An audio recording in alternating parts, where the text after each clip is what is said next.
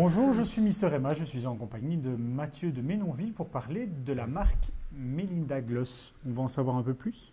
J'espère.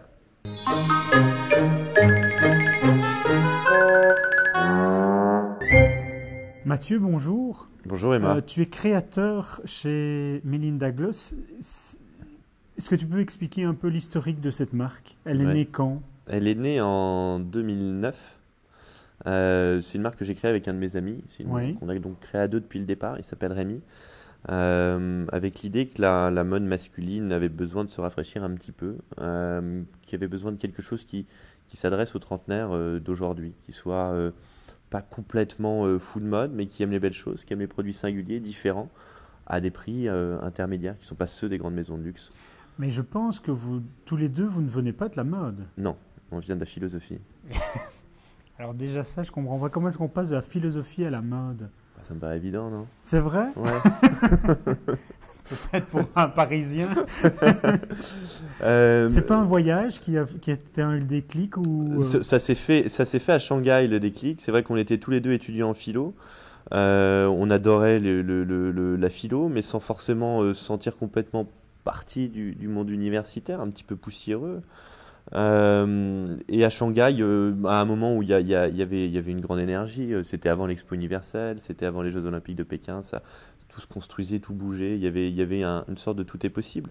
Et on a toujours eu une envie de créer quelque chose.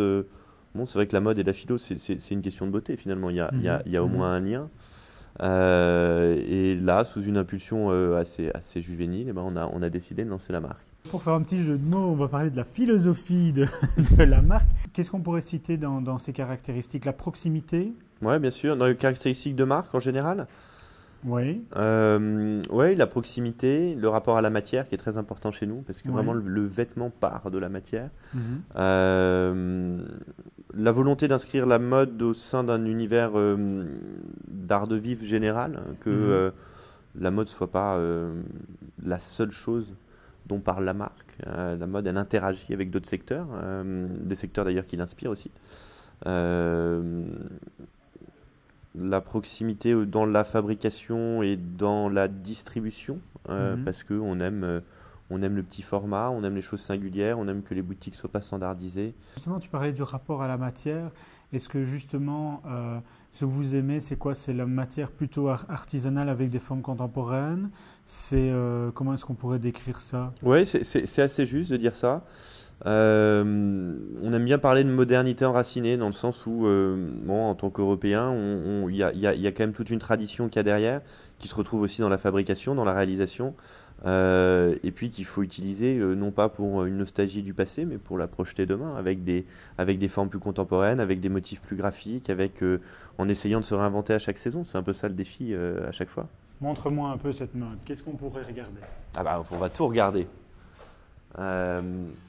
Cette collection est une collection assez graphique. On a voulu avoir des formes assez géométriques et des couleurs très simples. On a travaillé sur un thème de couleurs en fait, qui est essentiellement du bleu-gris, du vert, du jaune et un peu de bleu marine. Soit sur des matières gaufrées comme celle-ci, où c'est le relief, donc évidemment c'est en ton sur ton, c'est très léger.